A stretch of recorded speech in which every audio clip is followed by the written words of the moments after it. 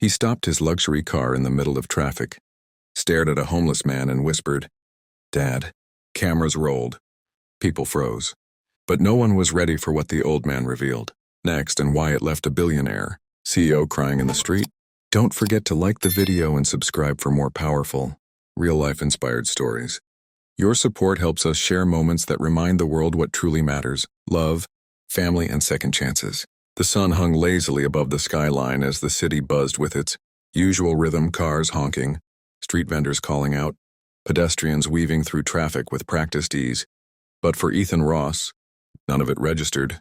The 34-year-old billionaire CEO had just stepped out of a luxury black Rolls-Royce, surrounded by assistants and bodyguards, on his way to a major tech conference in the heart of the old city. But as he walked along the sidewalk, eyes fixed on the speech he was about to deliver, something caught his attention, something that didn't fit in the polished, glassy world he now lived in. Sitting on a low stone ledge by the building wall, hunched beneath the weight of years and poverty, was a homeless man whose face was half covered by a ragged beard, clothes in tatters, skin weathered by sun and time. Most would pass him by without a glance. Ethan couldn't. His footsteps slowed, heart pounding for reasons he couldn't explain. As he drew closer, the man looked up briefly. And in that fleeting glance, Ethan's world tilted. That face, those eyes, that scar near the brow, it couldn't be. His mouth went dry, his limbs cold. He hadn't seen that face in nearly 30 years, not since he was a boy sitting at the edge of his bed in a government foster home, asking his new guardians where his father had gone. They had said, "He left you.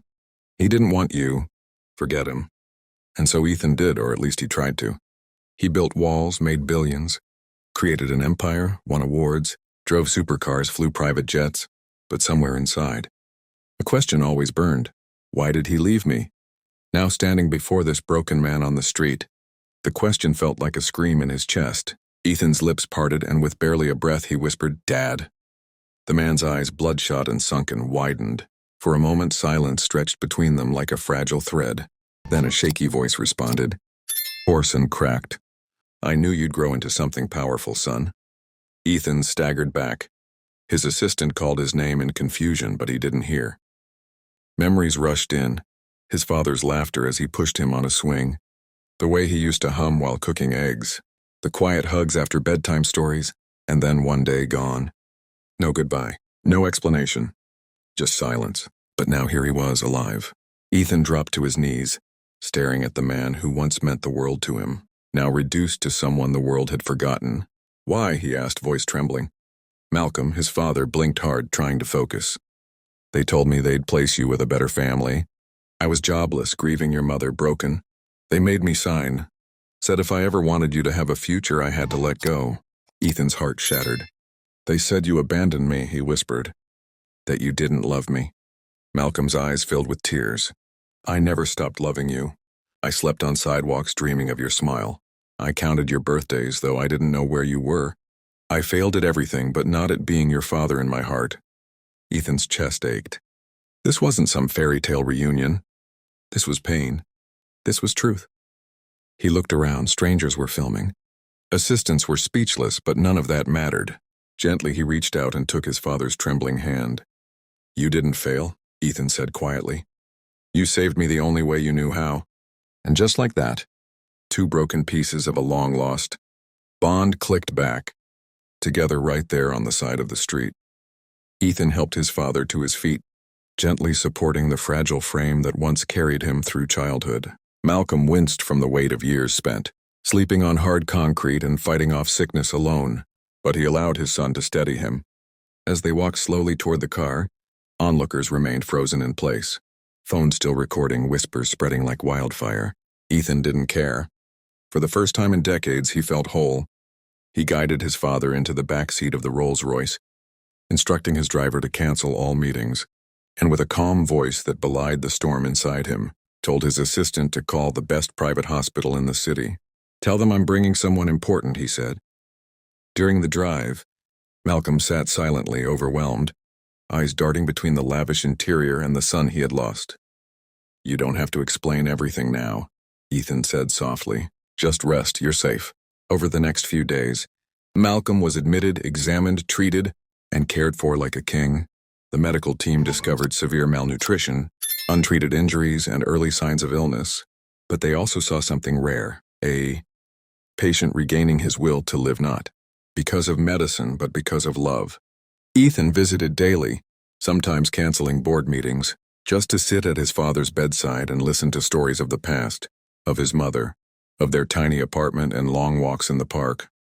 Malcolm confessed that after losing his wife, he had spiraled into depression, joblessness, and homelessness. "They made it sound like I'd be a poison to your future," he said, voice barely above a whisper. "I thought by leaving I was giving you a shot at a life better than mine."